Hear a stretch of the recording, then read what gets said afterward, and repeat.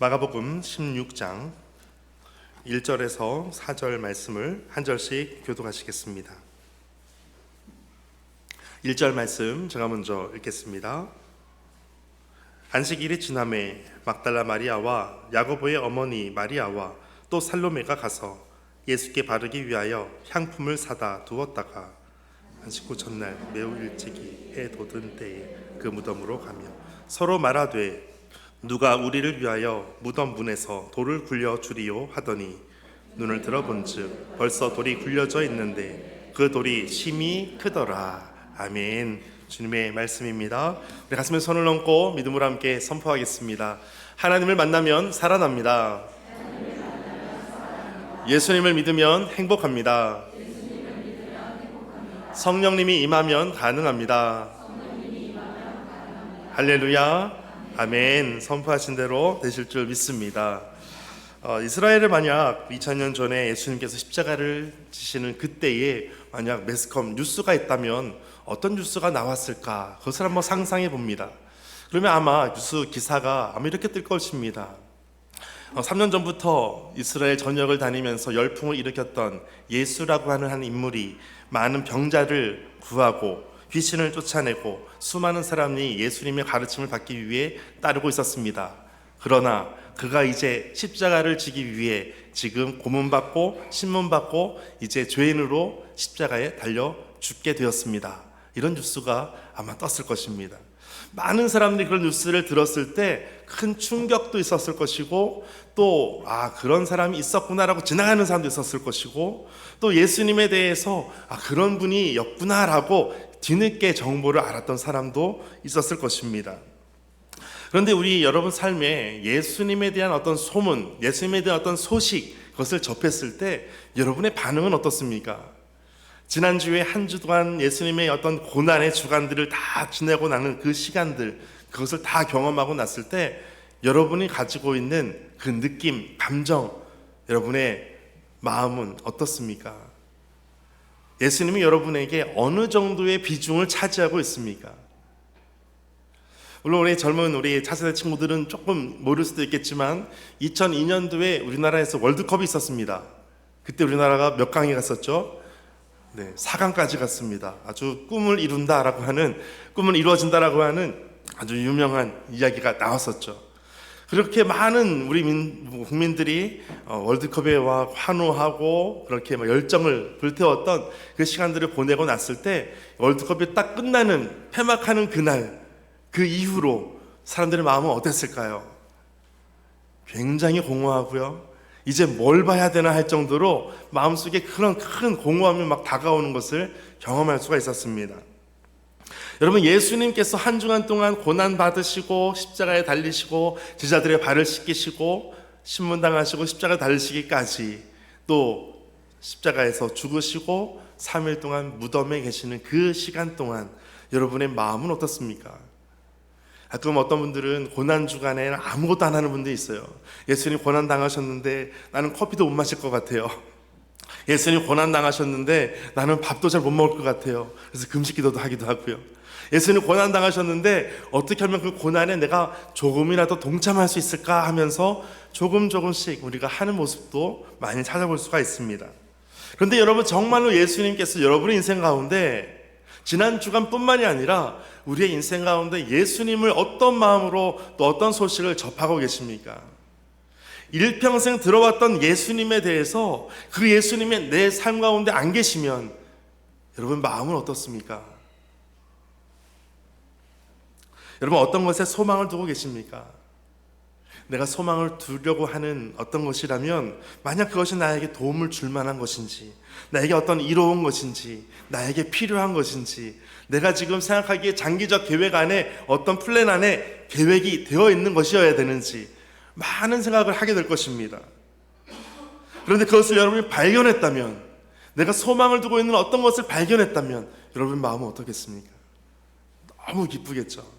내가 일평생 내가 이 하나만을 쫓아다녔었는데 그것을 발견했어요. 그것을 발견하는 순간 우리는 모든 것을 다 이룬 것처럼, 정말 꿈을 이룬 것처럼 기쁠 것입니다.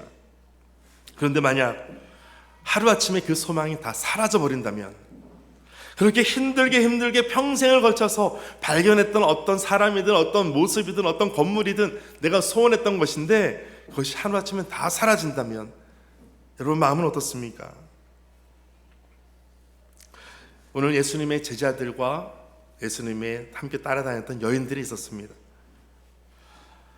예수님은 수많은 병자들을 고치시기도 하고 가난한 자들, 또 헐벗은 자들, 외로운 자들, 많은 사람들과 함께 하셨습니다. 또 귀신을 쫓아내시는 일들을 하셨습니다. 지혜의 말씀을 가르쳐 주셨습니다. 수많은 사람들이 따라다녔습니다. 인기가 높아졌습니다. 그러나 예수님의 그 중심을 잃지 않고 그럴 때마다 늘 조용히 혼자서 기도하시는 예수님을 보게 됩니다.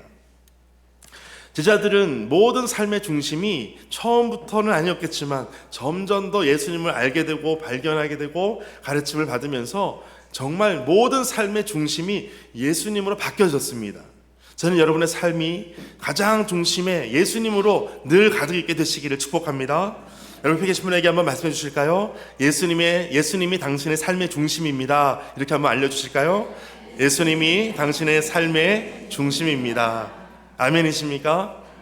예수님이 우리의 삶의 중심인 것처럼 제자들의 삶의 중심도 예수님이었어요. 그런데 예수님께서 어느 날 십자가에 못 박히시는데 너무나 무기력한 거예요. 기적을 일으키시고 많은 치유를 하시고 수많은 사람들이 몰려다니는 그러한 인기와 그런 대중들을 다 움직일 수 있는 그런 능력 있는 분이신데 너무나 무기력하게 십자가에 그냥 달리시는 거예요. 모든 것을 다 예수님께 걸었던 제자들에게는 너무나 큰 충격일 수밖에 없습니다. 우리가 보통 올인했다 그러죠. 모든 것을 다 건 거예요. 다 맡긴 거예요. 자신의 어떤 그물도 다 내려놓고 예수님을 따랐던 제자들이었거든요. 그런데 그 예수님이 갑자기 십자가에 달리시는 그 모습을 보면서 제자들은 충격과 함께 두려움에 휩싸일 수밖에 없었습니다. 여러분 인생에서 가장 중요한 것이 무엇입니까? 가장 중요한 것을 질문하다 보면 좀 더 쉬운 질문은 이것입니다. 여러분은 무엇을 위해 살고 있습니까? 여러분이 생각하고 있는 것, 사고의 어떤 몇 프로가 어떤 것을 추구하면서 살고 있습니까? 이제 다시 한번 질문합니다. 여러분 인생에서 예수님은 어떤 분이십니까? 여러분 예수님이 안 계시면 큰 충격을 받습니까? 예수님이 내 인생 가운데 안 계시면 내가 너무 공허합니까? 예수님이 내 인생에 안 계시면 나는 아무것도 못하는 아무것도 아닙니까? 예수님이 내 인생 가운데 어느 정도의 비중을 차지하는가? 우리가 신앙생활 하는 것은 어느 하나의 어떤 옵션 정도로 하나 추가하는 것이 아닙니다. 잘 나가는 사람들이 어떤 소개할 때 내가 어느 교회는 다닙니다 하는 그 정도가 아니고요. 예수를 믿는다는 것은 삶의 중심, 삶의 전체를 다 하나님께 맡긴다는 것입니다. 그것이 신앙생활입니다. 김혜란 씨의 소설 중에 이 중 하나는 거짓말이라는 소설이 있습니다. 아주 재미있는 소설인데요. 이 중 하나는 거짓말이라고 하는 이 제목에 보면 그 내용에 이런 일이 있습니다. 담임 선생님이 학생들에게 자기 소개하는 시간을 줍니다. 그런데 소개를 어떻게 하냐면 5가지 문장으로 자신을 소개해야 됩니다. 그래서 5가지 문장 속에는 근데 하나가 꼭 거짓말을 넣어야 되는 거예요. 그래서 듣는 사람들로 하여금 이것이 진짠가 아니면 가짠가 이것을 추리해야 되는 그런 자기소개를 하는 것입니다. 제가 예를 한번 들게요. 제가 저를 소개하겠습니다. 나는 성경 말씀 읽는 것을 좋아합니다. 나는 기도하는 것을 좋아합니다. 이때 거짓말이요 그렇게 하는 분 계신지 모르겠어요. 세 번째, 나는 교회를 24시간 생각합니다. 나는 매일 성도들을 생각합니다. 나는 잠을 하루에 1시간만 잡니다. 그래서 일부러 재밌게 하기 위해서 말도 안 되는 거짓말을 넣기도 하고 사람들에게 자기소개를 그렇게 하면서 자신을 소개하는 그 중에 이 중 하나는 거짓말이라는 제목으로 이 소설이 나왔습니다. 그런데 그 소설에서 반복적으로 하는 이야기가 있어요. 반복적으로 하는 질문이 이것입니다. 요즘 당신을 가장 불안하게 만드는 건 무엇입니까? 이 질문을 합니다. 요즘 우리 시대에 너무나 잘 어울리는 질문이죠. 여러분에게 가장 불안하게 만드는 것은 무엇입니까? 질문의 답이 여러분에게는 있을 것입니다. 프랑스 사회학자인 다비드 에밀 듀르켐이라고 하는 분은 오래전에 계셨던 분인데, 그분은 자살을 어떤 사회적 원인에 대한 것을 연구하고 그런 책을 많이 썼던 분이십니다. 이 듀르켐은 그 사상의 중심 개념이 있는데 그것이 바로 아노미라는 것이에요. 아노미는 무엇이냐면 널리 다 공유되고 알려진 어떤 규범이나 규칙, 이것이 없는 상태, 그러니까 무질서한 상태를 말하는 거예요. 이 아노미 때문에 사람들이 자살을 하기도 하고 사람들이 우울하기도 하다라는 거예요. 그래서 이 듀르켐은 이렇게 말합니다. 사람들은 사회 질서가 약화되거나 해체된다고 느낄 때 해방된다고 느끼지 않습니다. 반대로 길을 잃은 느낌이 들고 불안해집니다. 어떤 규칙, 규범, 질서가 없으면 사람들은 불안해진다는 거예요. 그래서 자살한다는 것입니다. 그래서 사람들은 그래서 무속인을 찾아가기도 한다라는 거예요. 미래의 불안감을 조금이라도 떨치려고 하기 위해서 무당을 찾아가는 거예요. 반대로 이 불안이 아니라 반대가 되는 경우가 있어요. 오히려 불안이 아니라 초긍정으로 하는 사람들이 있습니다. 이것을 보통 한 2년 정도 됐는데 원영적 사고라고 합니다. 이것을 제가 보니까 젊은 우리 청소년 아이들은 다 알더라고요. 그래서 어떻게 아나 봤더니 2023년도에 9월 아이돌 그룹 아이브라고 하는 그 그룹이 있는데 유튜브 채널 중에 멤버인 장원영이라고 하는 가운데 있는 한 여성입니다. 영어 이름으로 비키입니다. 이 장원영이 스페인의 한 빵집에서 촬영을 하는 때였습니다. 빵을 사기 위해서 줄을 섰는데 갑자기 자기 바로 앞에서 다 음식이 떨어졌다고 못 사게 된다는 것입니다. 그때 이 장원영의 반응이 어땠냐면, 아싸, 잘됐다, 나는 새 걸로 받게 되었으니까 얼마나 나는 행운한가, 역시 행운의 여신은 나의 편이야 하면서 그렇게 말했다는 것이 방송으로 나온 거예요. 그러면서 원형적 사고가 초긍정의 사고를 말하는 것이다, 이것으로 갑자기 나온 거예요. 그래서 행운이라고 하는 럭키와 장원영의 영어 이름 비키, 그래서 럭키 비키, 그래서 럭키 비키는 나는 괜찮아 라고 하는 그런 긍정적인 표현으로 사용하게 되었다는 겁니다. 불안이 가중되는 이 시대에 젊은 사람들이 점점 더 갖고 싶은 생각들, 잘 될 거야, 잘 될 거야, 좋은 일이 생길 거야, 오히려 잘 됐어 라고 하는 초긍정으로, 혹은 반대는 불안한 개념으로, 아노미로 바뀌어진다는 거예요. 다시 질문합니다. 요즘 여러분을 가장 불안하게 만드는 건 무엇입니까? 예수님의 제자들은 너무나 불안했어요. 예수님을 사라지는 것, 예수님 십자가를 지시는 것 때문에 이 불안한 것, 그것을 넘어서 오히려 두려워하고 떨고 숨게 되었습니다. 하지만 오늘 본문에 있는 여인들이 있어요. 이 여인들은 제자들과 또 다른 모습을 보여줍니다. 마가복음 15장 40절 41절에 보면 예수님의 그 모습을 멀리서부터 다 지켜봤던 여인들이 있었어요. 40절에 멀리서 바라보는 여자들도 있었는데 그중 막달라 마리아와 또 작은 야고보와 요새의 어머니 마리아와 또 살레메가 있었으니. 41절 같이 읽겠습니다. 이들은 예수께서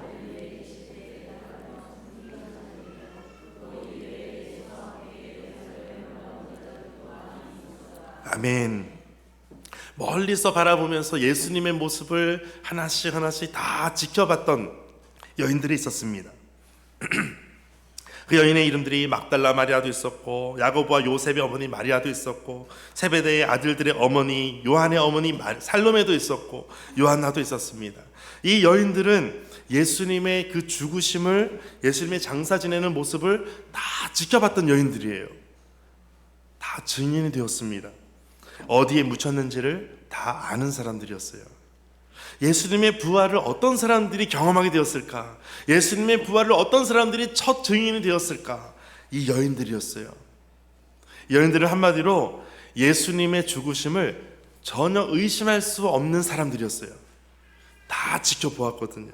예수님이 십자가에서 죽으시는 것, 창에 찔리는 것, 그를 내려서 장사 지내는 모든 모습들, 또 어디에 장사 지내는지 다 지켜봤던 사람들이었습니다.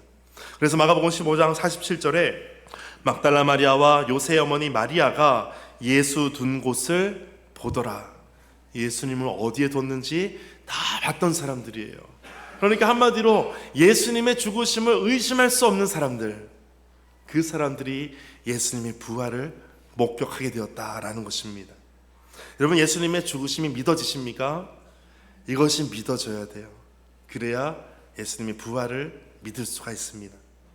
예수님이 십자가에서 죽으신 그날 밤에 한번 상상해 보십시오. 제자들과 여인들이 막 모여 있는데 누구도 어떤 얘기도 못했습니다. 아무 얘기도 못하고 있는 거예요. 조롱했던 사람들의 말이 막 귀에 쟁쟁하게 들렸어요. 그것이 머릿속에서 떠나지가 않습니다. 군중들의 그 환호성 소리, 십자가에 못 박으라고 하는 그 환중 소리가 환청처럼 계속해서 들리게 됩니다. 그것이 트라우마처럼 나타나는 거예요. 북한을 보게 되니까 북한의 그 처형을 할 때 공개 처형을 합니다. 공개 처형하는데 19세 이상만 이런 거 없어요. 아이들까지 다 봅니다. 그래서 탈북하는 이들도 많이들 간증하는 내용 중에 보니까 공개 처형하는 것을 보면서 아이들이 마음에 트라우마가 생긴다는 거예요. 아이들이 다 보니까 그 아래 그것이 계속해서 남는다는 거예요. 여러분, 예수님이 십자가에 지셨던 그날 밤에 저녁부터 이제 안식일이 시작이 됩니다. 오후 3시에 숨이 지시고 3시간 남짓 이제 그 시간 동안 장례를 다 치르고 안식일을 준비합니다. 저녁부터 안식일이 됐는데 무슨 정신으로 안식일을 맞이해야 하겠습니까? 그날은 끔찍한 모습이 잊혀질 리가 없습니다. 안식일을 맞습니다. 토요일 안식일입니다. 온통 머릿속에는 예수님밖에 없습니다. 예수님께서 십자가에 달리신 그 모습이 떠나질 않습니다. 그리고 생각을 합니다. 예수님의 시신에라도 우리가 다시 만나서 향품을 좀 발라드려야겠다, 그런 생각을 합니다. 그리고 새벽이 오기를 기다립니다. 안식일이 토요일 저녁 6시에 지나고 안식 후 첫날 일요일 아침, 오늘 아침에 예수님을 만나기 위해 여인이 달려가게 됩니다. 반면에 제자들은 어떻습니까? 이제 모든 소망이 다 끊어진 거예요. 불안하고 두렵고 숨어야 되고 이제는 내가 죽을까 두려워서 이제는 말도 못하는 상황이 됩니다. 다 숨어 있습니다. 문을 꼭꼭 잠그고 있습니다. 사람들이 찾아올까 나는 모른다라고 부인할 정도가 됩니다. 이전에 예수님께서 하셨던 말씀이 있었습니다. 요한복음 2장 19절 말씀입니다. 자막을 통해서 같이 읽어보겠습니다. 시작. 예수께서 대답하여 이르시되 너희가 이 성전을 헐라 내가 사흘 동안에 일으키리라. 아멘. 이 성전을 헐면 내가 사흘 동안 일으킬 것이다. 3일 만에 일으킬 것이다 라고 말씀하셨어요. 그런데 이 말씀을 가지고 오히려 사람들이 이 말씀을 가지고 조롱을 하기 시작합니다. 마태복음 27장 40절에 이르되 성전을 헐고 사흘에 짓는 자여 너가 만일 하나님의 아들이거든 자기를 구원하고 십자가에서 내려오라. 이 말씀 가지고 조롱하기 시작합니다. 마가복음 15장 29절 30절에도 말씀합니다. 지나가는 자들은 자기 머리를 흔들며 예수를 모욕하여 이르되 아 성전을 헐고 사흘에 짓는 자여 너가 너를 구원하여 십자가에서 내려오라. 요한복음 2장에 있는 그 말씀을 가지고 오히려 조롱하는 말씀으로 사용하게 됩니다. 그래서 요한복음 20장 2장 20절 22절에 보니까 요한복음 2장 앞부분에서 미리 말씀하는 것이 있었어요. 유대인들이 이르되 이 성전은 46년 동안 지었거늘 46년 동안 지은 성전인데 이 성전을 3일 동안 일으키겠느냐. 21절 같이 읽겠습니다. 그러나 예수는 성전된 자기 육체를 가리켜 말씀하신 것이라. 아멘. 성전된 자기 육체를 가리켜 내가 3일 만에 다시 살아난다라는 것을 말씀했던 것을 그 사람들은 알지 못했습니다. 오히려 이 말씀 가지고 예수님을 조롱하기 시작했다는 것이죠. 예수님의 제자들은 어떻겠습니까? 다음 절 22절 같이 읽겠습니다. 시작. 죽은 자 가운데서 살아나신 후에야 제자들이 이 말씀하신 것을 기억하고 성경과 예수께서 하신 말씀을 믿었더라. 아멘. 언제 믿게 되었냐면 죽은 자 가운데서 살아나신 후에 예수님의 부활을 목격한 이후에 그때 하셨던 이 성전을 헐라 내가 사흘 만에 일으키리라라고 하는 이 말씀이 기억이 나는 거예요. 그때 이 말씀이 이거였구나 깨닫게 된 거예요. 예수께서 하신 말씀을 그제서야 믿게 된 거예요. 여러분, 제자들이 불안하고 두렵고 떨고 하는 그때에 예수님을 만나고 났을 때, 부활하신 주님을 만났을 때 이제는 그 말씀이 떠올려지는 거예요. 기억이 나는 거예요. 믿어지기 시작하는 거예요. 저는 여러분 가운데 이와 같은 역사들이 있게 되시기를 축복합니다. 부활하신 예수님을 믿고 예수님을 보고 예수님을 믿어지는 은혜가 오늘도 있게 되시기를 축복합니다. 이제 안식일이 끝난 토요일 저녁 6시가 되면 안식일이 다 끝나고 해제가 됩니다. 그러면 그때 안식일 때 여인들이 생각했던 것은 예수님의 시신의 발을 향품을 사는 것이었습니다. 그래서 6시 이후에 향품을 삽니다. 예수님을 여전히 사랑하지만 안식일을 범할 수 없기 때문에 그 시간들을 지킵니다. 범할 수가 없습니다. 그래서 향품을 사서 예수님을 바르려고 가기로 약속을 합니다. 그리고 그 향품을 샀다. 이 향품을 헬라어로 보니까 헬라어로 아로마라고 써 있어요. 향품은 아로마였어요. 마가복음 16장 1절에 보니까 오늘 본문 1절에 안식일이 지남에 이제 토요일 저녁 6시가 지났습니다. 막달라 마리아와 야고보의 어머니 마리아와 또 살로메가 가서 예수께 바르기 위하여 향품을 사다 두었다가 안식일이 끝나고 향품을 사두었습니다. 그리고 다음날 해가 일찍 돋을 그때에 2절 보실까요? 16장 2절에 보면 그것을 가지고 안식 후 첫날 매우 일찍이 해 돋을 때에 그 무덤으로 가게 됩니다. 아주 일찍 갑니다. 자, 바로 지금 때예요. 그러니까 요즘 우리가 해가 뜨는 시간이 한 6시 10분 정도 되니까 한 5시 반 정도면 좀 밝기 시작할 거예요. 한 5시에 출발했다면 5시 반 정도, 그 시간 새벽입니다. 그때 예수님의 모습을 다시 만나기 위해서 출발했습니다. 여러분, 진정한 사랑은 예수님의 죽음 이후에도 그대로 나타나는 것입니다. 누가 부활을 경험하는가? 누가 예수님의 부활을 목격하는가? 첫 번째는 무엇이라고요? 예수님의 죽으심을 의심하지 않는 사람들이었어요. 두 번째는 예수님을 여전히 사랑하는 사람들이었다라는 것입니다.